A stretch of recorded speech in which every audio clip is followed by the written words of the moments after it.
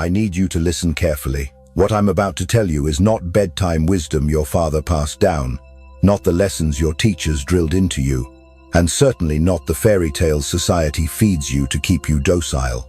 No. The truth I'm about to reveal is the kind that divides your life into two halves. Before you knew it, and after. 500 years ago, a man named Niccolo Machiavelli ripped the mask off humanity and wrote down the darkest laws of power ever recorded. His words were so dangerous the church banned them. Yet in secret, kings, generals, presidents, and CEOs studied every line. They condemned him in public while using his playbook in private. Because Machiavelli didn't write theories. He wrote the operating manual for human beings. Not how we pretend to work, not how we wish we worked, but how we actually do. And once you see it, you can never go back.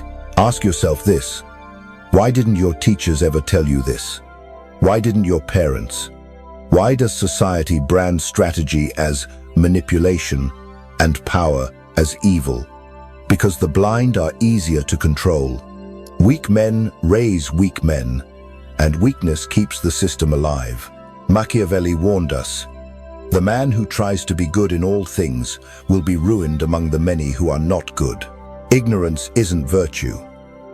Ignorance is weakness, and weakness is blood in the water. From this moment on, every smile you see will look like a mask. Every promise will sound like bait. Every moral command will reveal itself as a chain. The blindfold is off. And now, the only question is this: will you wield this truth, or will it consume you? They told you that man is a rational creature, that we weigh options, calculate risks, and choose wisely, that logic rules the mind, and the mind rules the world. That is the most dangerous lie you've ever been fed. Machiavelli knew the truth 5 centuries ago. He wrote, "Men judge generally more by the eye than by the hand, for everyone can see and few can feel." Translation: people don't choose based on facts. They choose based on appearances, on illusions, on whatever feels right, not what is right. And that is the dark reality. Most people don't want truth. They want comfort. The man in a failing relationship doesn't want your advice. He wants the illusion that he's still loved. The broke coworker doesn't want discipline. He wants the warm ritual of his 26 coffee. The woman who swears she wants a nice guy? She wants the rush of desire, the thrill of uncertainty, the fire that burns her even as it scars her. Logic dies the moment it collides with desire. Reason evaporates when fear, lust, or status enter the room. And here's where you've been playing the game wrong. You've been told to persuade people with facts, to win arguments with evidence, to show people the rational path. But facts don't move people. Feelings do. The man who masters emotion masters the room. He doesn't waste time trying to prove he's right. He makes others feel he's right. And that is infinitely more powerful. Look at history's greatest manipulators. Hitler didn't climb to power with spreadsheets. He did it with speeches that inflamed rage, fear, and hope. Corporations don't sell you soda with chemical formulas. They sell you happiness in a bottle. Religions don't spread with debates. They spread by capturing hearts, souls, fears, and desires. This is why you lose arguments. This is why your advice is ignored. This is why the people you want to influence slip away. Because you still believe people are rational. They're not. They're addicts chasing a fix. The fix of emotion. So here is your first dark law. Stop trying to change minds with facts. Start shaping emotions. Want someone to follow you? Don't tell them what's good for them. Make them feel good about themselves. Want to influence a partner? Don't argue with logic. Make them feel the pain of losing you or the joy of pleasing you. Want to dominate in business? Don't drown people in data. Craft a story that makes them believe you are the inevitable winner. The man who argues with facts is a school teacher. The man who bends emotions is a king. And once you see this, the world changes. Every smile, every excuse, every truth becomes a mask. And when you learn to see through the mask, you'll realize just how easy it is to pull the strings. Strip away the polite smiles. Strip away the masks of morality, the speeches about kindness, the illusions of equality. And what do you see? Two kinds of men, predators and prey. That's it. That's the law of nature, written in blood long before law books, religions, or governments ever existed. The strong take, the weak are taken from. And here's the cruel twist. Weakness doesn't just fail to protect you, it attracts predators. Like blood in the water, it calls to the wolves. Think about it. Why does the bully pick the quiet kid, not the fighter? Why do corporations cut the weakest employees first? Why do women abandon the man who bends, but cling to the man who stands firm? Because predators always choose the easy meal. Machiavelli knew this. He wrote, "It is better to be feared than loved, if you cannot be both." Not because fear is noble, but because fear keeps the wolves away. Love without strength invites betrayal. Fear without love still commands survival. Here's the darker truth. Weak men don't just destroy themselves, they corrupt everyone around them. A weak man forces others to carry him. A weak man drains the strong until they cut him loose. A weak man makes the world harsher for everyone, because when predators devour him, they don't stop. They look for the next meal. That's why weakness is more dangerous than cruelty. At least the cruel man stands on his own. The weak man becomes a black hole, pulling everyone down with him. And yet, society tells you to be harmless, to be soft, to show your weakness, and call it sensitivity. They tell you this makes you good. It doesn't. A man who cannot defend himself, his family, or his reputation is not a good man. He is a liability, and liabilities are discarded. Strength isn't optional. It's the price of survival. From this moment on, look at every interaction through this lens. Who is predator? Who is prey? Who sets the rules? And who obeys them blindly? This is why women chase men who radiate strength. Instinctively, they know weakness cannot protect them. This is why leaders rise to power, because people would rather follow the strong than be torn apart in the chaos of the weak. So decide, predator or prey. There is no third option. Society tells you to be nice. Your parents told you, be polite, don't upset anyone, and people will like you. Place of me and Kerry. Your teachers told you, be agreeable, be a team player, and you'll succeed. And you believed them. But here's the brutal truth. Niceness is not goodness. Niceness is fear wearing a smile. It's obedience disguised as virtue. It's weakness in costume. The nice guy avoids conflict because he's terrified of rejection. He says what people want to hear, not because it's true, but because he's desperate for approval. He bends so he won't break, and in doing so, he breaks himself. Machiavelli warned us, men are so simple and so much inclined to obey immediate needs that a deceiver will never lack victims for his deceptions. The nice guy is that victim every single time. Look around you. Why do women say they want the nice guy but fall for the rule breaker? Because respect is never given to weakness. Why do companies praise the team player but promote the ruthless strategist? Because power doesn't reward approval, it rewards results. Why do friends nod politely at the nice guy, but follow the man who stands firm, even when he's hated? Because deep down, everyone knows, nice is cheap. Goodness, on the other hand, is something entirely different. Good is having the hard conversation no one else will. Good is speaking the truth even when it burns. Good is standing unshaken in your principles, even if it makes you despised. Nice men chase approval. Good men command respect. And here's the dark twist. Women don't respect the nice guy. Bosses don't trust the nice guy. Friends don't follow the nice guy, because niceness without strength is not virtue, it's repulsion. History proves it. Caesar, Alexander, Napoleon. They could be merciful, yes. They could be generous, yes. But only when it served their power. Never at the expense of strength. Look at modern power. CEOs, presidents, champions. Are they nice guys? Not a chance. They're fair. They're just. They protect their allies, but they do not beg for approval. They do not fear rejection. They do not tremble at being disliked. And that is why they lead. You can be kind without being weak. You can be good without being nice. But you cannot be respected if you are weak. So here is your law. Stop chasing approval. Start demanding respect.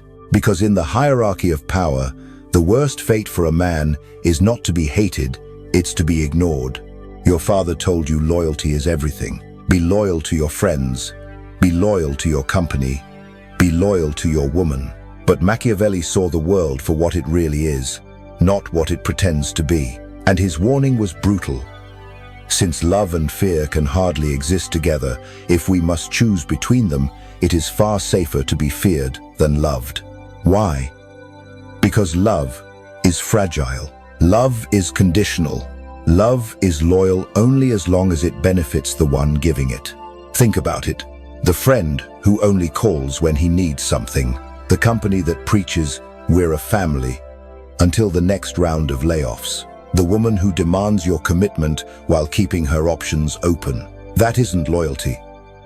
That's exploitation wearing loyalty's mask. Here's what most men never understand. Loyalty without reciprocity is not noble. It's weakness.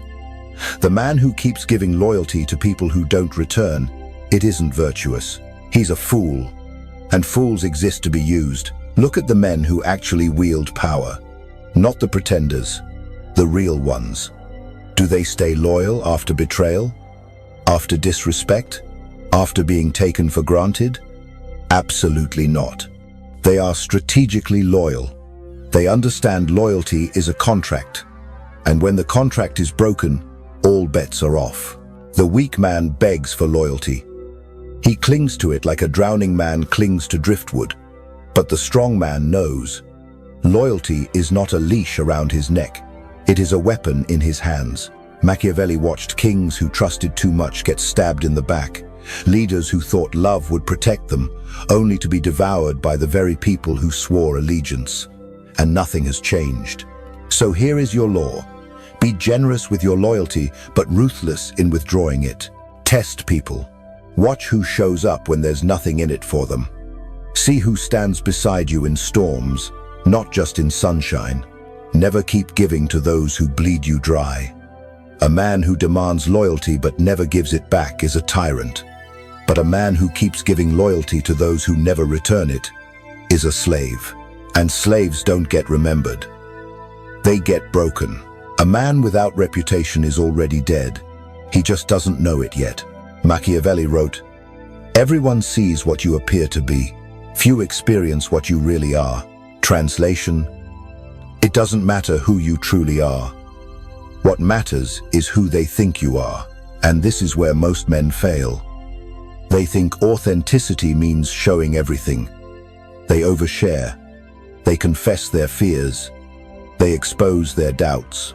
They bleed in public, and then wonder why no one respects them. The world doesn't reward the real you. The world rewards the strategic you. Reputation is armor. It shields you from betrayal. It makes enemies hesitate. It makes allies obey. With a strong reputation, you don't have to prove yourself. With a weak reputation, even your friends doubt you. Think of Alexander the Great. He didn't just conquer with armies, he conquered with myth. Stories spread that he was invincible, touched by the gods. His enemies believed it before the battle even began. Or look at Steve Jobs. He didn't just build Apple. He built an aura. Investors, employees, even rivals, bent to his will not because of spreadsheets, but because his reputation distorted reality. Now compare that to the men you know who constantly explain themselves, who complain, who justify, who beg to be understood. They aren't respected, they're pitied. And pity is poison. Reputation is not truth. It is perception. And perception is reality. If you don't control it, someone else will control it for you. Want to be seen as competent? Don't whine about problems, present solutions. Want to be seen as valuable? Don't always be available. Scarcity creates worth. Want to be seen as powerful? Don't explain your decisions to people who can't change them. This is strategic authenticity, revealing only the parts of yourself that serve your goals and burying the rest in silence. But here's the cruelest part. Once your reputation cracks, it may never recover. Years of work can be destroyed in a single night. And in the game of power, there are no second chances. So guard your reputation more fiercely than your money, more fiercely than your relationships. Guard it as if it were your life, because it is.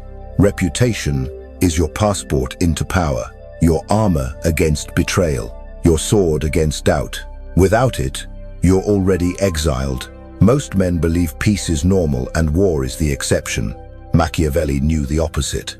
He wrote, "There is no avoiding war. It can only be postponed to the advantage of others."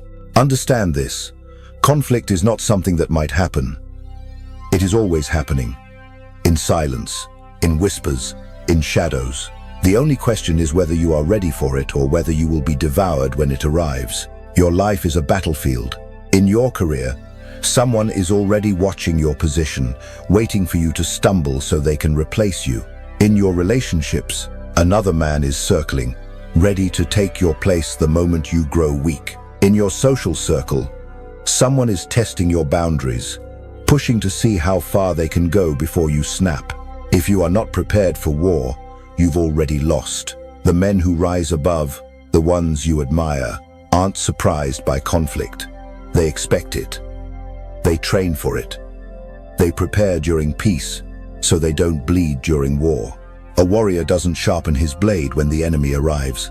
He sharpens it every morning, especially when the world looks calm. Look at history. Nations stockpile weapons during so-called peace.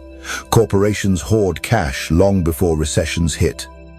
Predators stay lean and hungry even when prey is plentiful. And you? Do you prepare when no one's watching? Or do you grow soft, believing the illusion of peace? Machiavelli gave us the parable. The lion cannot protect himself from traps, and the fox cannot defend himself from wolves.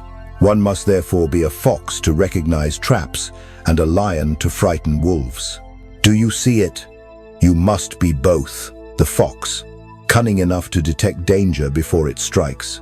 The lion, strong enough to crush it when it does. Most men choose one.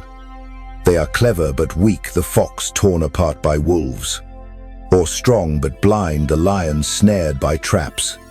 But the man who becomes both, that man is untouchable. Here is your law. Don't start wars, but be prepared to finish every single one. Because here's the hidden truth. The man visibly prepared for war rarely has to fight at all. Predators sense strength, and they always choose the weaker target. So forge yourself into that man. Train when others rest. Save when others spend. Study when others are distracted. Become the weapon before the battle begins. And when war finally comes, and it will, you won't panic. You'll already be ready.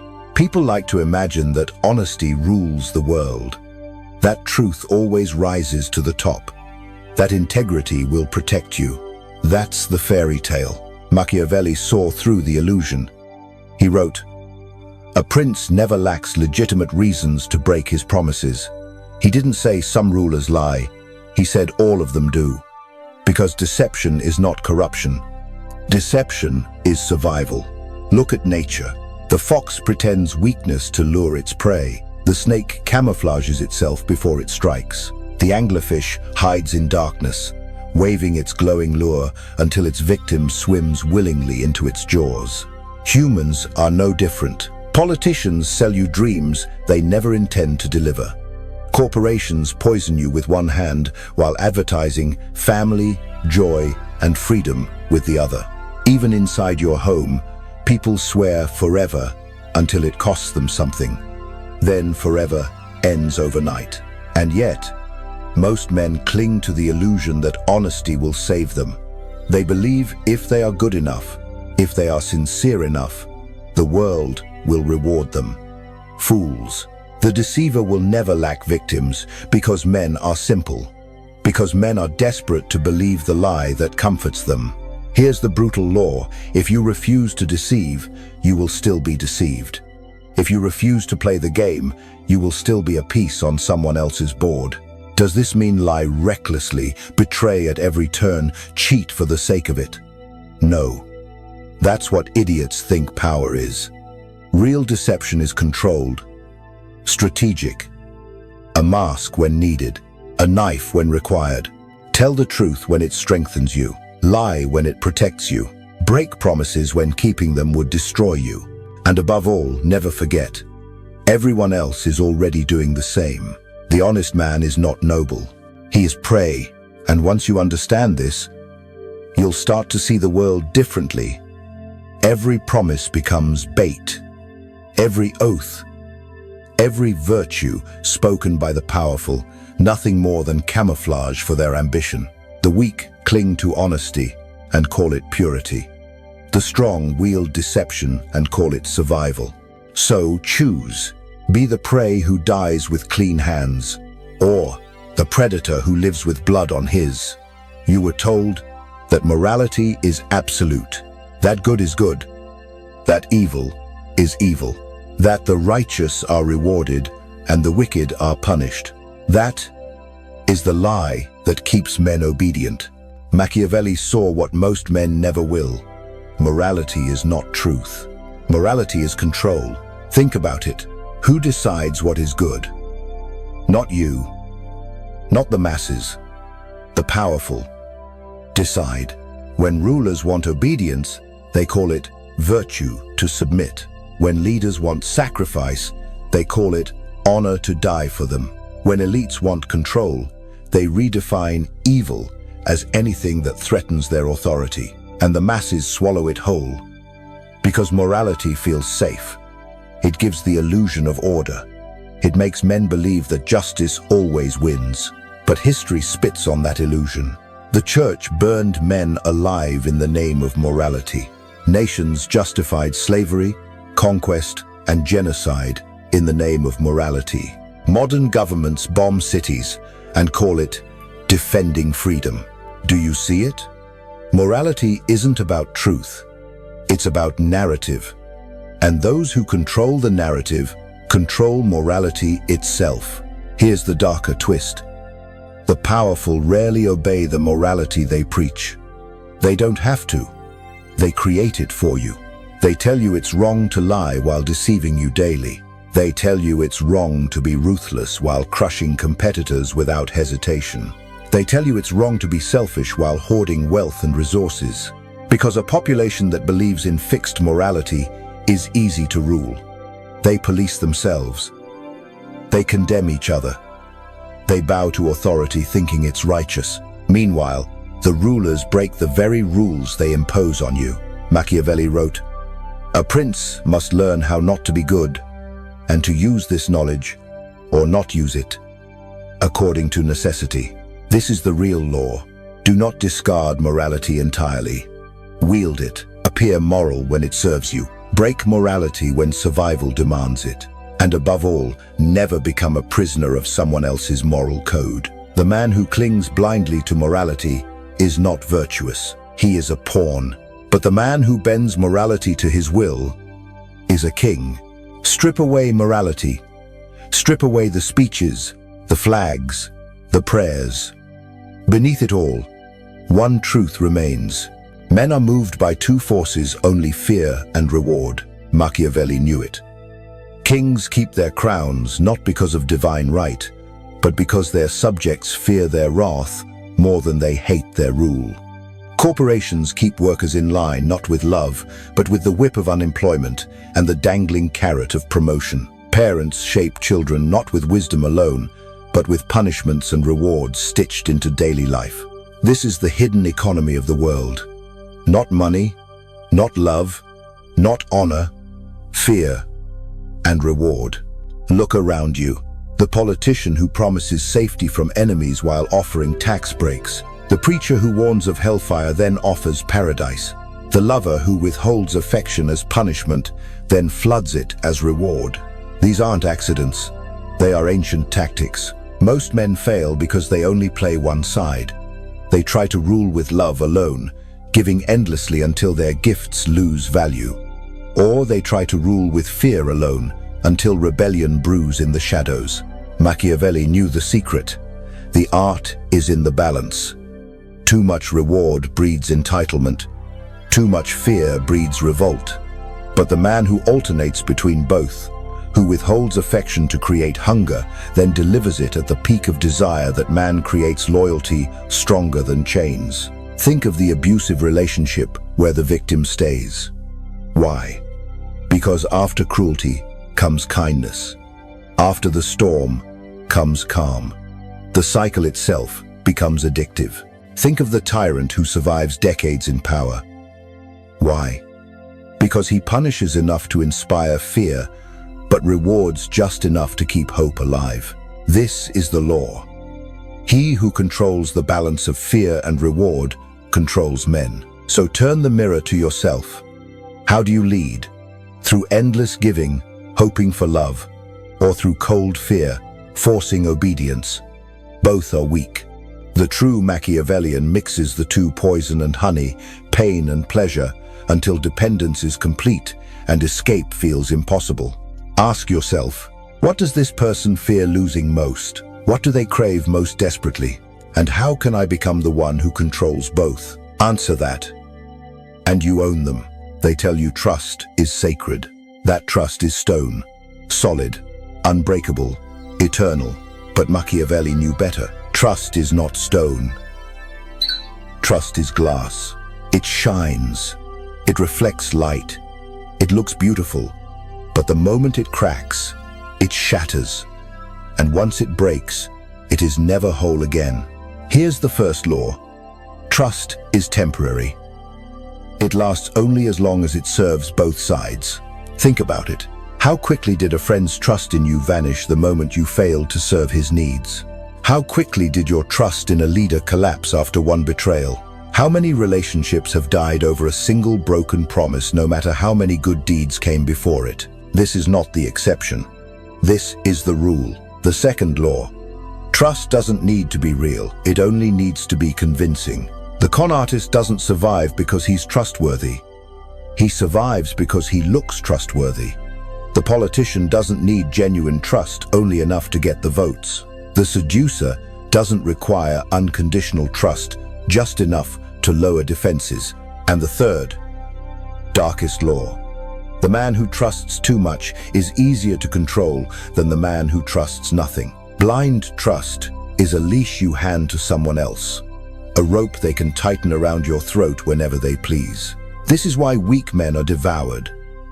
They believe trust is proof of love, proof of honor, proof of morality.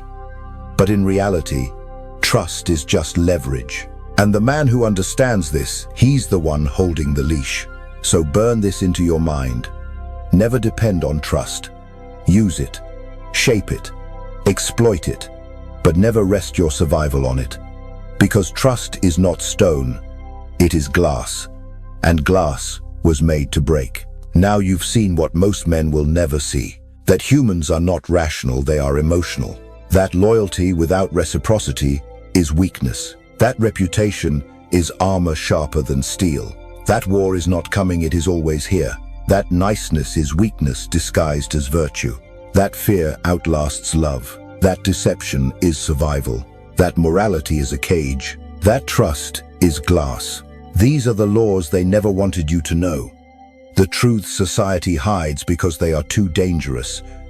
Because once you see them, you can never go back. From this moment on, every smile will look like a mask. Every promise will sound like bait. Every sermon on virtue will feel like a chain. The blindfold is off. And now comes the most dangerous part. Knowledge is a weapon. In the hands of the weak, it turns to paranoia and fear. They see darkness and collapse beneath it. But in the hands of the strong, it becomes power. The kind of power that bends the world to your will. So the question is no longer, will you learn these truths? You already have. The question is, will you use them? Will you bury this knowledge, pretend you never heard it, and return to the herd? Or will you carry it into battle, wield it like a blade, and rise above the men who never saw what you now see? Because Machiavelli did not leave us warnings only. He left us blueprints for influence, for dominance, for survival. And I will show you every single one. But be warned, the next lesson will not make you comfortable. It will make you untouchable. And when that happens, you will never be ignored again.